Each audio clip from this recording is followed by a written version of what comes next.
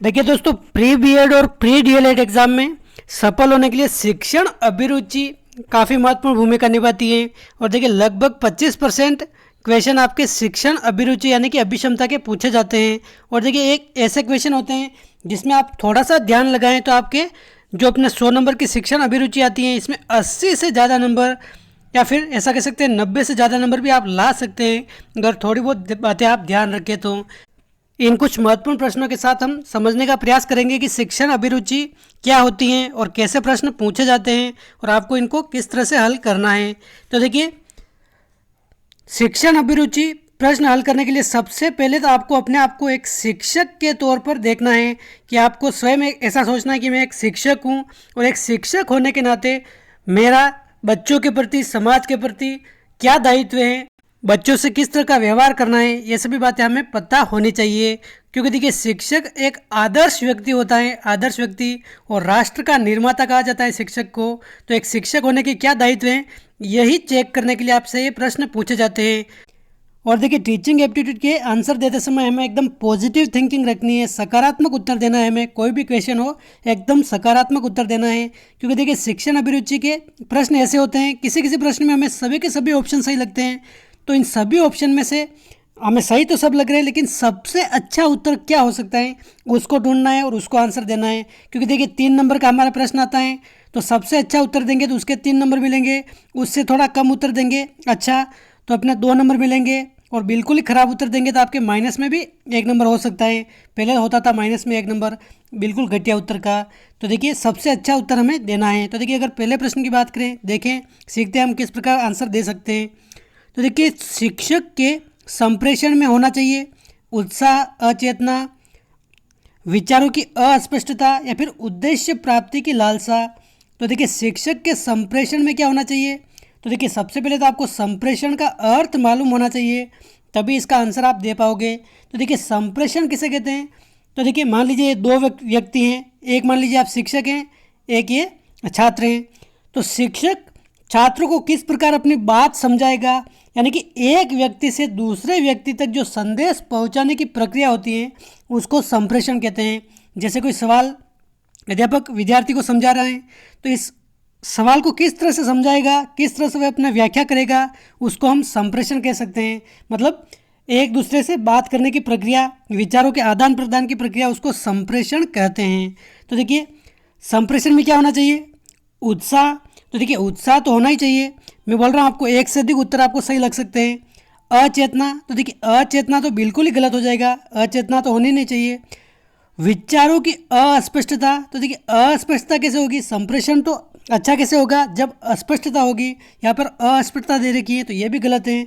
और उद्देश्य प्राप्ति की लालसा, तो देखिए यहाँ पर उत्साह भी हो सकता है और उद्देश्य प्राप्ति की लालसा भी आंसर हो सकता है। तो हमें अ और द में से चूज़ करना है कि कौन सा आंसर हमारा सही है। तो देखिए उत्साह भी है और उद्देश्य प्राप्ति की लालसा भी है, लेकिन दोनों में से अच्छा उत्तर कौन सा है, ऑप्शन द, उद्देश्य प्राप्ति की लालसा एकदम करेक्ट आंसर हो जाएगा। क्योंकि देखिए संप्रेषण कब प्रभावी होता है, जैसे हम किसी क्वेश्चन को हम समझा रहे हैं, जैसे मैं आपको समझा रहा हूँ तो मेरा उद्देश्य अगर प्राप्त हो गया, हम आपके और मेरे बीच में संप्रेषण हो रहा है तो जो मेरा उद्देश्य है आपको समझाना वो एकदम प्राप्त हो गया तो वो सबसे प्रभावी संप्रेषण होगा। और उत्साह के साथ पढ़ाना तो होना ही चाहिए, लेकिन उद्देश्य उसमें अगर अपना पूरा हो जाए तो वो अच्छा संप्रेषण होता है। तो ऑप्शन द हो जाएगा इसका सही आंसर। अगला प्रश्न है, कक्षा में संप्रेषण के प्रमुख घटक कौन से होते हैं। तो देखिए संप्रेषण के प्रमुख घटक कौन से होते हैं, अस्पष्ट नहीं कह सकते हैं, सहायक सामग्री, कक्षा की परिस्थिति या फिर शिक्षक छात्र। तो देखिए यहाँ पर प्रमुख घटक पूछा है यहाँ पर, तो देखिए अस्पष्ट नहीं कह सकते, ये तो बिल्कुल गलत हो जाएगा। सहायक सामग्री भी हो सकती है, कक्षा की परिस्थिति भी हो सकती है, लेकिन शिक्षक और छात्र सबसे प्रमुख होते हैं। तो इसका आंसर क्या हो जाएगा आपके, तो हो जाएगा इसका सही आंसर। ये अगर आप उत्तर देंगे तो आपको 3 में से 3 नंबर पूरे मिलेंगे इस सवाल के। अगला प्रश्न है, संप्रेषण की सफलता के लिए छात्रों के परिवेश के अनुसार भाषा बोधगम्य होनी चाहिए। ये अपनी क्वेश्चन दे रखा है और आपके विचार इसमें पूछे हैं। तो देखिए संप्रेषण की सफलता के लिए परिवेश के अनुसार भाषा बोधगम्य होनी चाहिए, कभी नहीं, अनिश्चित, बहुधा या फिर निसंदेह। क्या हो जाएगा इसका आंसर, तो देखिए भाषा तो बोधगम्य होगी तभी संप्रेषण अच्छा होगा। तो कभी नहीं तो इसका गलत हो जाएगा आंसर। और देखिए अनिश्चित भी नहीं है, तो इसका आंसर क्या हो जाएगा अपने निसंदेह हो जाएगा। परिवेश के अनुसार भाषा बोधगम्य होनी चाहिए, इसमें कोई डाउट नहीं है, निसंदेह। ऑप्शन 4 है इसका सही आंसर और सबसे अच्छा आंसर। अगला प्रश्न है, देखिए ये प्रश्न ऐसे कैसे प्रश्न आपके एग्जाम में पूछे जाते हैं, तो आपको ये प्रश्न सीखने हैं। शिक्षण अभिरुचि एक ऐसा सब्जेक्ट है जो आपके पॉजिटिव थिंकिंग और आपके सोचने के जो नज़रिया हैं उस पर आपके आंसर डिपेंड करते हैं। तो देखिए अगला प्रश्न क्या कह रहे हैं, एक युवक शिक्षक प्रशिक्षण के पश्चात भी सब इंस्पेक्टर की नौकरी को वरीयता देता है, तो इसका क्या कारण है। तो देखिए शिक्षक प्रशिक्षण यानी कि जो आपके बीएड और बीएसटीसी होती हैं उसके प्रशिक्षण के बाद भी सब इंस्पेक्टर यानी कि एसआई की नौकरी को वरीयता देता है, तो इसका क्या कारण है। तो देखिए आपकी नज़र में इसका क्या कारण हो सकता है, शिक्षण व्यवसाय में रुचि का अभाव, शिक्षण व्यवसाय में अच्छे रोजगारों का अभाव, शिक्षकों की प्रतिष्ठा नहीं होती, या फिर शिक्षण व्यवसाय में उपयुक्त गुणों का अभाव। तो देखिए उपयुक्त गुणों का अभाव भी हो सकता है उस व्यक्ति में ऐसा उपयुक्त गुण नहीं हो पढ़ाने के। लेकिन देखिए सबसे अच्छा इसका आंसर क्या है, शिक्षक प्रशिक्षण के पश्चात भी वह एसआई को वरीयता दे रहा है, नौकरी की वरीयता, तो हो सकता है उसकी रुचि नहीं है इसमें। तो ऑप्शन फर्स्ट है इसका सही आंसर। ऑप्शन फर्स्ट इसका एक सबसे अच्छा आंसर होगा। शिक्षण व्यवसाय में रुचि का अभाव इसका प्रमुख कारण है, ये सबसे अच्छा आंसर है। अगला प्रश्न है, यदि अध्यापक छात्र के प्रश्न का उत्तर देने में असमर्थ हो तो उसे चाहिए कि वह क्या करे। देखिए कभी कभी कक्ष में ऐसी स्थिति उत्पन्न हो जाती है, कभी कोई छात्र अध्यापक से प्रश्न पूछ लेता है और एकाएक अगर अध्यापक को उसका उत्तर नहीं आ रहा है तो उस स्थिति में आप क्या करेंगे। अगर आप अध्यापक हैं और आपसे कोई स्टूडेंट प्रश्न पूछता है और आपको उस समय उत्तर नहीं आ रहा है तो आप क्या करेंगे। पहला ऑप्शन है कहेंगे कि प्रश्न ही गलत है, देखिए ये तो बिल्कुल गलत है, ये आप उत्तर देंगे तो आपको -1 नंबर मिलेगा, 1 नंबर आपके कट जाएगा। ऐसा कह देंगे प्रश्न गलत है, ये तो बिल्कुल गलत उत्तर है। कहे कि वह जानकारी प्राप्त करने के बाद उत्तर देगा, या फिर कक्षा में ही उसका उत्तर देने का प्रयास करेंगे, या फिर छात्रों को गृह कार्य में दे देगा। देखिए छात्रों को गृह कार्य में देगा ये भी इसका एक तरह से सही उत्तर नहीं है। कक्षा में ही उसका उत्तर देने का प्रयास करेगा, या फिर कहे कि जानकारी प्राप्त करने के बाद उत्तर देगा। देखिए अध्यापक कक्षा में उत्तर देने में उस समय असमर्थ है तो कक्षा में ही उत्तर देने का प्रयास करेगा, तो हो सकता है उसमें गलती हो, थोड़ी त्रुटि हो सकती है। तो इसका सबसे अच्छा का आंसर क्या है, कहे कि वह जानकारी प्राप्त करने के बाद उत्तर देगा। क्योंकि देखिए अपनी गलती स्वीकार करने में कोई भी शर्म की बात है नहीं, उनको कह देना है कि जानकारी प्राप्त करने के बाद उसका उत्तर दे देंगे। थोड़ा सा इसमें डाउट है, तो ऑप्शन बी है इसका सही आंसर। क्योंकि देखिए कोई भी आदमी पूरा एक तरह से यूँ नहीं कह सकते कि पूरा ज्ञानी है, सब कुछ उसको आता है। हो सकता है अध्यापक भी किसी में असमर्थ है तो वो जानकारी प्राप्त करने के बाद उत्तर देगा। ये इसका सही आंसर है, एकदम करेक्ट आंसर, सबसे अच्छा आंसर। देखिए अगला प्रश्न है अपने, यदि कोई छात्र उद्दंडी तथा शैतान है तो उसके साथ मधुर संबंध उसे सुधारने में सहायक सिद्ध हो सकते हैं। आप इस कथन से क्या हैं, आपके एक शिक्षक होने के नाते क्या विचार है, ये इसमें पूछा है। अगर कोई छात्र शैतान है, कक्षा में शैतानी करता है, तो देखिए उसके साथ आप मधुर संबंध रख कर क्या उसको सुधार सकते हैं आप, या फिर नहीं, ये आपसे पूछा है। तो पूर्ण सहमत, आंशिक सहमत, अनिश्चित या फिर असहमत, आप इस कथन से सहमत हैं या नहीं, इसमें ये पूछा है। तो देखिए आप हो सकता है आपके विचार कुछ अलग हो सकता है शैतान बच्चे को आपको पीटने का मन कर रहा हो, लेकिन आपको मैंने क्या बोला है, पॉजिटिव आंसर देना है एक शिक्षक के नाते। तो देखिए एक कहावत है, जो मार से नहीं मानता वो प्यार से मान जाता है। तो देखिए मधुर संबंध रखकर उस बच्चे को सुधारा जा सकता है। एक शिक्षक होने के नाते आपको सबसे अच्छा उत्तर क्या देना है, पूर्णतः सहमत। ऑप्शन फर्स्ट है इसका सही आंसर, पूर्ण सहमत हो जाएगा इसका सही आंसर, सबसे अच्छा आंसर। अगला प्रश्न है, विद्यालय के प्रधानाचार्य के प्रति अन्य अध्यापकों का तिरस्कार भाव होना चाहिए। आप अध्यापक के तौर पर इसको कैसे देखते हैं। तो देखिए विद्यालय के प्रधानाचार्य कोई हैं और आप उसी विद्यालय में अध्यापक हैं, तो उस प्रधानाचार्य यानी कि प्रिंसिपल के प्रति आपके मन में तिरस्कार यानी कि बेइज्जती का भाव होना चाहिए। इस कथन से आप सहमत है या नहीं, ये पूछा है। सदैव, कभी नहीं, प्राय नहीं, या फिर कभी कभी। तो देखिए प्रधानाचार्य आपसे सीनियर हैं और आप उनके अधीन काम कर रहे हैं विद्यालय में, तो इसका आंसर क्या दोगे आप एक अध्यापक के तौर पर, सदैव। तो देखिए सदैव तो गलत हो जाएगा, उनके प्रति तिरस्कार का भाव तो बिल्कुल नहीं होना चाहिए। कभी नहीं इसका हो जाएगा एकदम सही आंसर, क्योंकि देखिए प्रधानाचार्य का हम इज्जत करेंगे, उनके साथ मिलजुल कर काम करेंगे तो विद्यालय का अनुशासन भी अच्छा रहेगा। तो इसका कभी नहीं हो जाएगा इसका सही आंसर। प्राय नहीं ये भी गलत है, कभी कभी ये भी गलत है, कभी नहीं इसका सही आंसर है, एकदम करेक्ट आंसर ऑप्शन बी। अगला प्रश्न है, छात्र उस अध्यापक से संबंध रखना पसंद करते हैं जो कक्षा में खूब कहानी किससे सुनाता है, छात्रों को खूब हंसाता है, समझाकर पढ़ाता है, या फिर धारा प्रवाह भाषण करता है। तो देखिए छात्र किस शिक्षक को अधिक पसंद करते हैं, समझाकर पढ़ाने वाले को। ऑप्शन स हो जाएगा इसका सही आंसर, समझाकर पढ़ाने वाले को पसंद करते हैं, इसका आंसर हो जाएगा। यदि आपकी पत्नी में उच्च उपलब्धि और प्रगति के गुण है तो एक उत्तम पति के रूप में आप उनकी प्रगति के पथ में सहायक बनेंगे या नहीं। तो देखिए नहीं, यह तो गलत हो जाएगा। आंशिक रूप से ये भी गलत हो जाएगा, कभी कभी ये भी गलत हो जाएगा। हाँ हो जाएगा इसका सही आंसर, क्योंकि हमें पॉजिटिव आंसर देना है।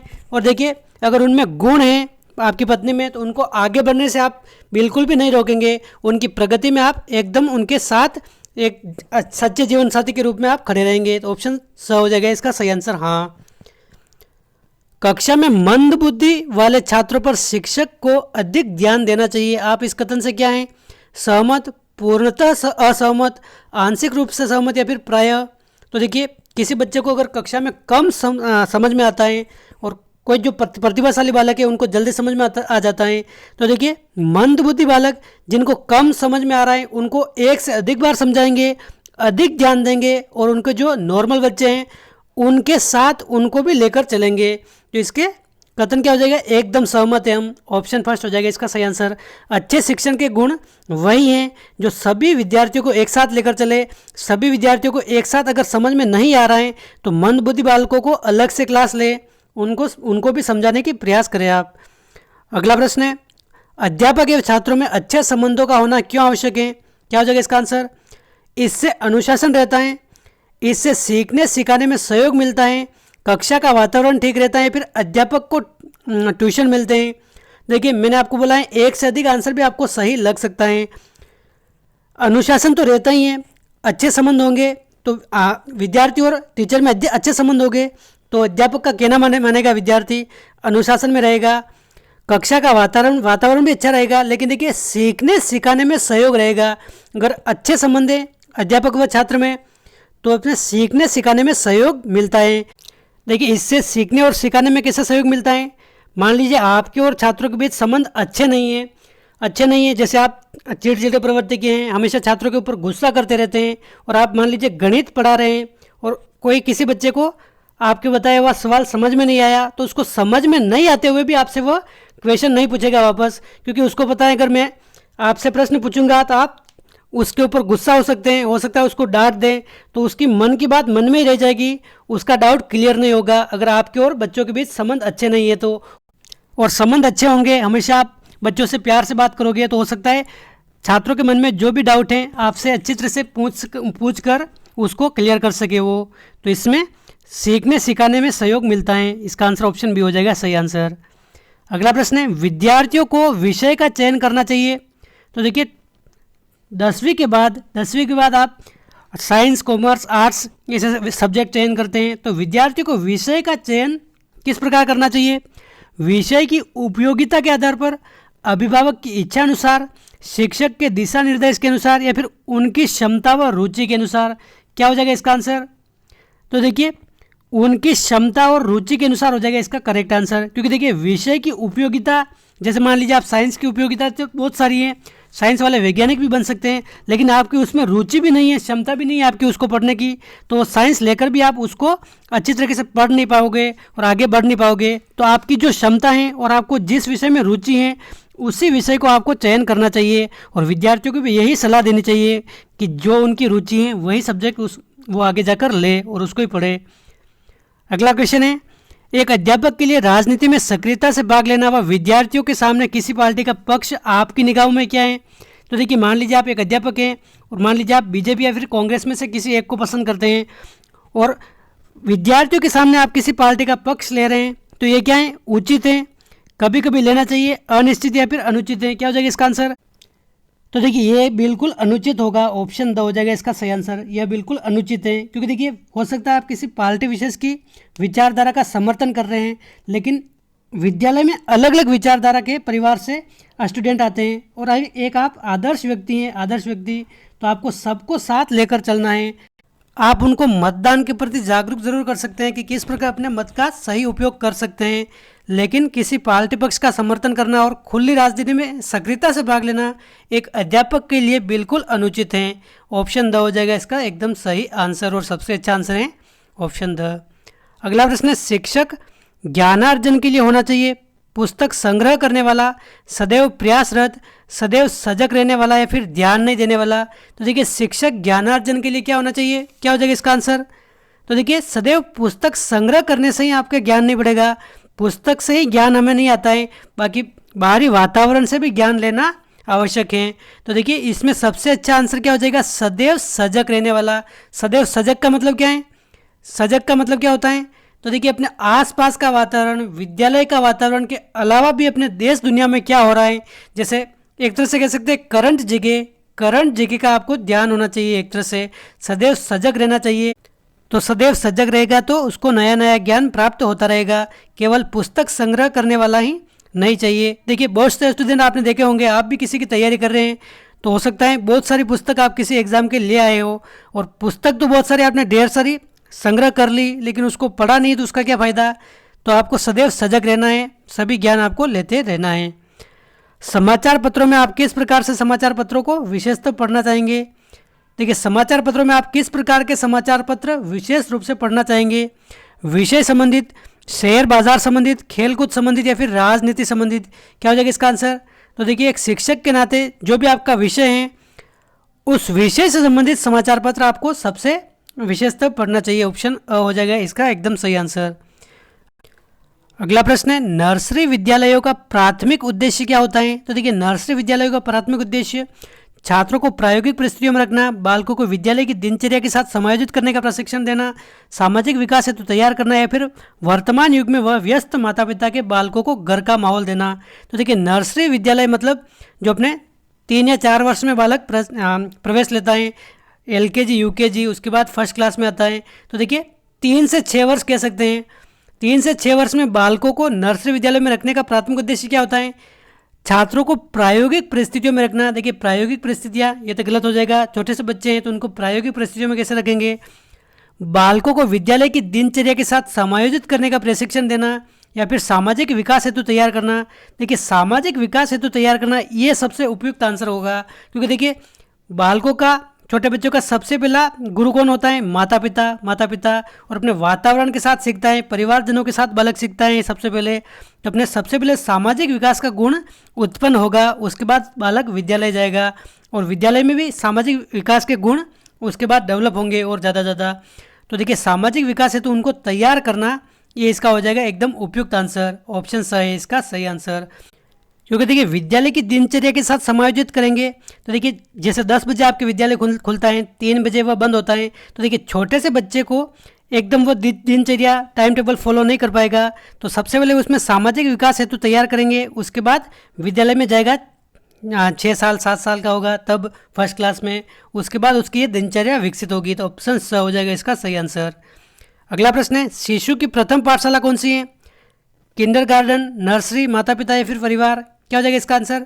तो देखिए शिशु की प्रथम पाठशाला अपने माता पिता हैं, ऑप्शन स हो जाएगा इसका सही आंसर। प्रथम गुरु उसकी होती है माँ, शिशु की प्रथम गुरु। अगला प्रश्न है, बालक के सामाजिक विकास की तीव्र गति किस में होती है, एकल परिवार में, संयुक्त परिवार में, दोनों में या फिर किसी में नहीं। क्या हो जाएगा इसका आंसर। तो देखिए बालक में सामाजिक विकास की तीव्र गति अपने संयुक्त परिवार में होती है, जिसमें देखिए दादा दादी अंकल सब साथ में मिलकर रहते हैं। संयुक्त परिवार बड़ा परिवार होता है तो इसमें संप्रेषण अधिक होता है, बात अधिक करते हैं, सीखने को अधिक मिलता है और सामाजिक विकास सबसे तेज होता है। एकल परिवार में सबसे कम होता है, संयुक्त परिवार में सबसे अधिक होता है। अगला प्रश्न है, आधुनिक विद्यालय प्रायः निम्नलिखित में से सर्वाधिक अवहेलना करते प्रतीत होते हैं, किसकी। तो देखिए आधुनिक विद्यालय सबसे ज़्यादा अवहेलना किसकी करते हैं, खेलकूद की, सामाजिक सक्रियता की, पाठ्य सहगामी क्रिया की या फिर शैक्षिक नियोजन की।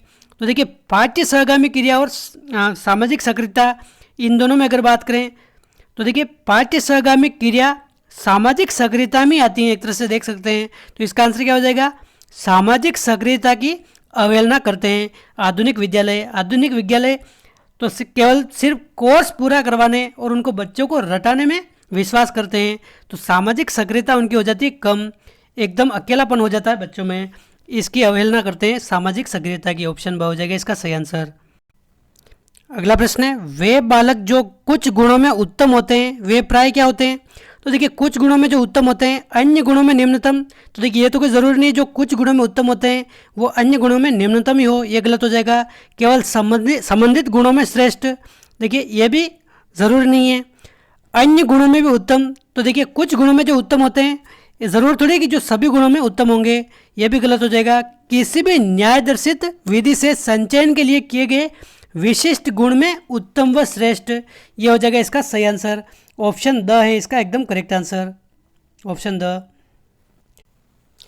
अगला प्रश्न है, सामाजिक रूप से परिपक्व व्यक्ति ही शिक्षा द्वारा समाज की संस्कृति का हस्तांतरण कर सकता है। सदैव, कभी कभी, संभवतः नहीं या फिर कभी नहीं, क्या हो जाएगा इसका आंसर? तो देखिए सदैव हो जाएगा इसका सही आंसर। सदैव, सामाजिक रूप से परिपक्व व्यक्ति ही शिक्षा द्वारा समाज की संस्कृति का हस्तांतरण कर सकता है। अपने ऑप्शन फर्स्ट है इसका सही आंसर। देखिए मैं आपको अच्छी तरह से समझाने का प्रयास कर रहा हूँ कि किस तरह से एग्जाम में प्रश्न पूछे जाते हैं और कैसे आपको आंसर देना है, तो आपको ये ध्यान रखना है। इस तरह से आपको एकदम पॉजिटिव रहते हुए आंसर देना है। अगला प्रश्न क्या कह रहा है, लड़के लड़कियों की अपेक्षा अधिक झगड़ालू एवं आक्रामक प्रवृत्ति के होते हैं। आपके विचार में कौन से कथन सही है? सामाजिक प्रत्याशाओं के कारण, ये भी सही है।